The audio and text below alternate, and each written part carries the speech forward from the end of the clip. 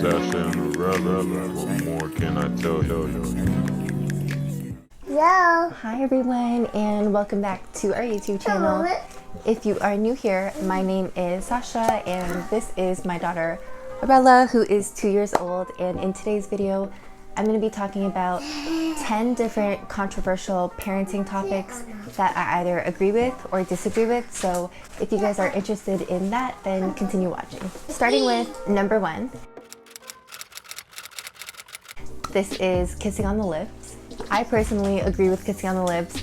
I still kiss my daughter on the lips now, and the only other person I'm okay with her kissing on the lips would be her dad and grandparents. I'm alright with that, and other than that, no. Other people, definitely not, but myself kissing her on the lips and her dad, definitely, yes, totally fine. I'm her mom, so, you know, same saliva, same everything, like my body made her body, so I'm okay with kissing on the lips, and I think I'll continue doing that up until she's a little older. I definitely won't continue that until like her teenage years, but I won't be against it, and whenever it stops, but I'm okay with that, and when I see other parents doing it, it's totally fine. Number 2.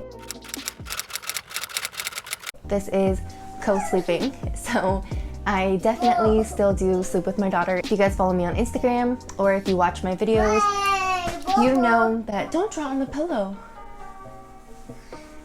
That's not nice.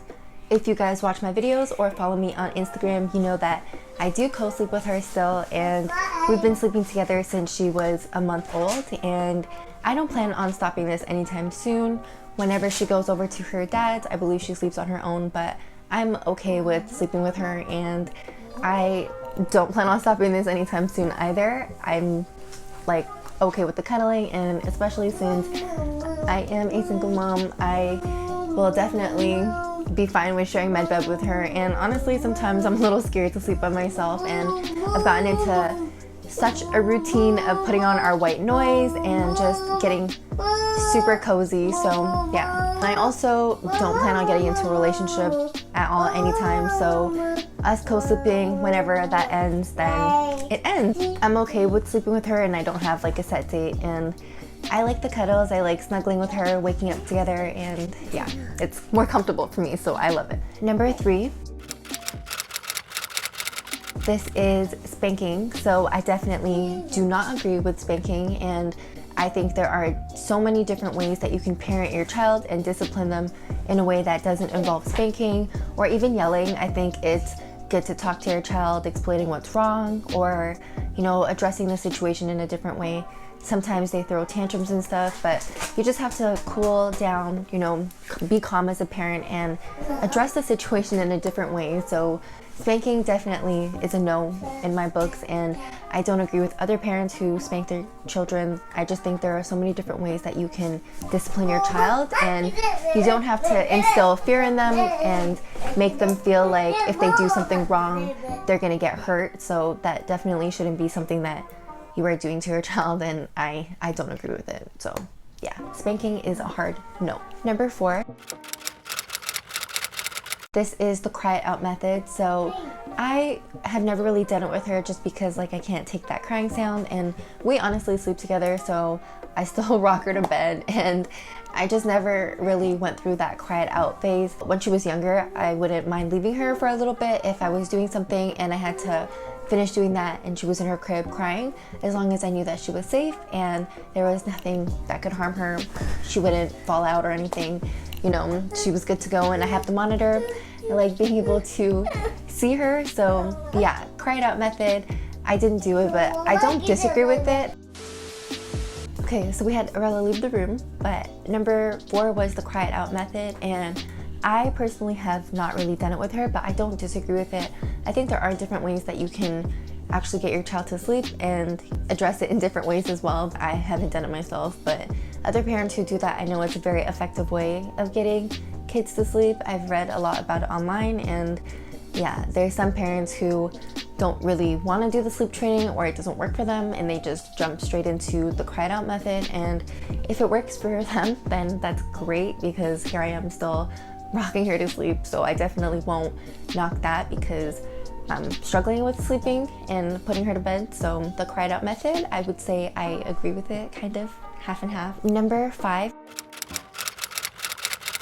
This is child leashes. So I definitely do not agree with this. I just think it's something that looks like a dog leash, and you should be able to talk to your child and tell them to hold your hand. They should be able to listen to you, because if there is a safety concern and you're calling them and they don't come to you, it's just, there's so many different reasons why they should listen to you, and you should start that from early. So when they're practicing walking, you know, getting that hand holding into their routine and then keeping it going. I know eventually like they really don't want to hold your hand sometimes, but just keep on telling them, you know, hold mommy's hand, watching where you're going, just making sure that they come to you. And if you're in a store, you know, and they're running around, I think sometimes it's good to put them in the cart, the stroller, or they have those little umbrella strollers, which I probably should get for Arella, because sometimes, you know, she gets a little tired walking. But usually if we go out, she's in a cart or something. And recently we haven't been going anywhere because of the whole COVID, and we're still in like a really big lockdown. There's just a lot of restrictions here. So yeah, child leashes, I would say no. And I just think it looks really weird. It looks like you're walking your dog, and you should just be able to hold your child's hand and not have them on a leash. It's just something in my mind that looks like you're walking your dog. So no, I don't agree with the child leashes, and I definitely wouldn't get that for her. And we do still struggle like with her wanting to let go of our hand sometimes, but I still wouldn't go to the extent of getting the leash, and I just don't like seeing it on other kids as well. It just looks really weird to me, so no. Number 6. This is screen times or children using electronics. I think this is totally fine. I agree with this. My daughter, she watches TV. She uses my phone for FaceTime and calls, and I think it's totally good to get them into that world of like technology and learning new things.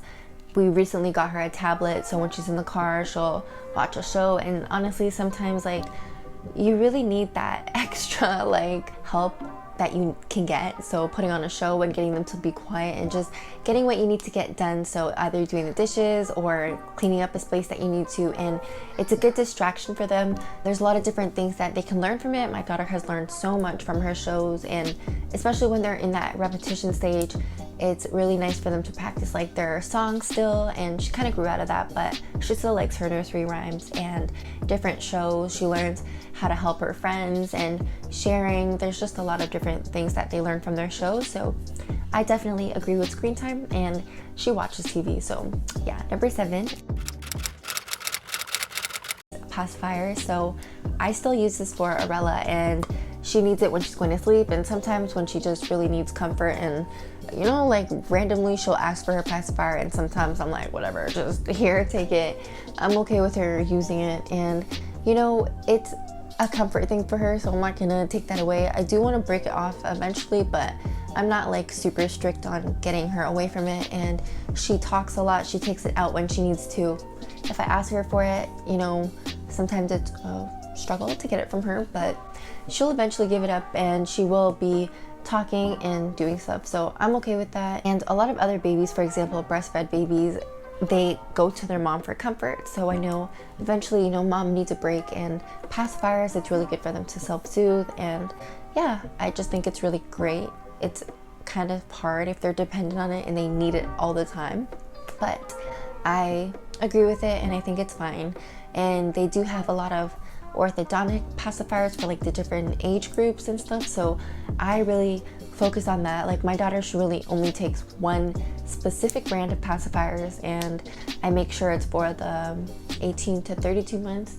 And eventually we are gonna get rid of it. We just have to find different methods of doing that. And yeah, I think when she gets into daycare and she sees her friends not using a pacifier and talking all the time, she'll be fine without it. And she can fall asleep without it. She has to be really tired, but I'm not gonna take it away from her. And especially like having that fight to sleep, sometimes I just want an easy bedtime, especially since I'm still rocking her to bed. So I will give her her pacifier and just get her to bed so I can continue my day and keep going. I know it's easier or the easy route, but I do that still. And yeah, I agree with it. I'm fine with it. Number 8. This is baby wearing. So I love that. I think it's a really great way for your baby to be close to you, a really good way for you to get things done, and you're still kind of holding baby. A lot of people say it's bad to hold your baby and you can spoil them that way. It's kind of true, like they do kind of expect to be picked up a lot, but they're your baby and they want to be close to their mom. They just want that love and comfort, and especially if they're breastfeeding while in the baby wear, you get a lot of things done. If you're at the grocery store and you don't want to put them in a stroller, they want to be a little more interactive, but they can't walk, so you put them in your baby wear and they can be worn as a backpack or, you know, floating around on your stomach. But it's really a great way for them to be involved in everything, kind of mobile at the same time, and you're close to them. So I like that. And even if I'm not wearing baby wear, I'll still be holding my daughter anyway. So other people wearing their baby, it's just now they have hands, so they did it the smart way, and I agree with it. I think it's fine. It's a really fun way to get things done and still be involved with your baby. You can dance around with them, add some, you know, chores into your day while you're with your baby, and they can even fall asleep there. You can get so much done, and just be close to them, especially if you are a new mom and you're worried about, like, are they sleeping okay? Or like a lot of new moms are afraid of SIDS and just wanting to be near your baby all the time. So wearing them is a really good way to be close to them and getting skin to skin contact. And then just going out, it's easier too. You're not lugging around like your stroller and all that. So baby wearing, yes, I do agree with that. Number nine. This is vaccination. So I agree with that. Like, I do get my daughter vaccinated, and there's a new COVID shot going around. I don't know about that yet because there's just a lot of side effects and like stories that you hear about the COVID vaccine. So with that, like, I'm not too sure, but for like her monthly checkups or whenever she had to go and get the vaccines, we did get them done. And yeah, with her shots, like, I think it's mandatory here as well, but I mean, I'm not against it, and I'm not gonna say no, you can't get your shots done. And eventually, like, when you're in school, they will suspend you or send you home if you don't get your shots done. So I'm totally fine with that. Like, I get all my needles, and for her, like, I'm okay with the vaccinations as well. And I mean, like, we'll see how that goes, and eventually once there's more research and all that, and you know, eventually it's gonna become mandatory anyway, so we're gonna have to take it. But I'm not in, hi, oh, she's not gonna come in her own room. I'm not an anti-vaxxer, I'm not against it or anything, but yeah, vaccines, I am okay with that. I agree with them. And here is her wearing a pacifier. Yeah. Here she is wearing her pacifier, so that is a good live action of her wearing her pacifier. Like, right now, she's not even sleeping, she's just hanging around and wearing it. So yeah, and then look, the fight to get it. Can I get your puggy? We call it a puggy, by the way. She calls it a pupcake, but puggy. Can I get it? Like, she can say no, so I mean, like, do you really need it? But yeah, that was it for number 9. And 10, this is extended breastfeeding or bottle feeding. I'm okay with that right now. She actually is still drinking a bottle, and she's 2 years old. And we're on the step 3 formula. A lot of moms, I think it's great for them to breastfeed as long as they can.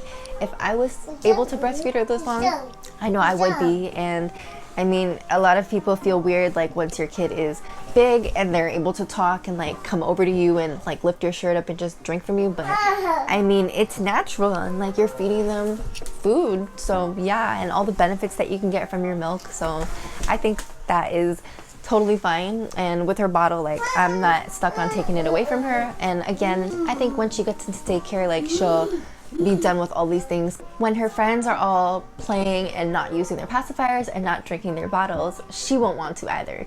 So yeah, I'm okay with that, and I think it's great, especially for breastfeeders. Like, that's amazing. I wish I could still feed her this long. I would be fine with that. So yeah, that brings us to the end of today's video. Oh, right here. This is the tablet that we got for her birthday. Well, my mom actually got it for her birthday, and we've used it like a couple times now, but in the car, like, that would be great for her to watch her shows and just keeping quiet sometimes, especially for like those longer drives when she starts getting a little bit fussy and like, yeah, you just need them calm because you need to focus on the road. Sometimes, honestly, like, I can't focus if she's crying or making like a lot of noise. And toddler moms, like, you know, they talk so much, and sometimes like they can talk your ear off, and it's great that she's talking, but sometimes it's just nonstop and you hear mommy like 7,000 times a day and you just need to put your shows on. So yeah, that's it for my list of controversial parenting topics. I know it's different for every parent and different for every household.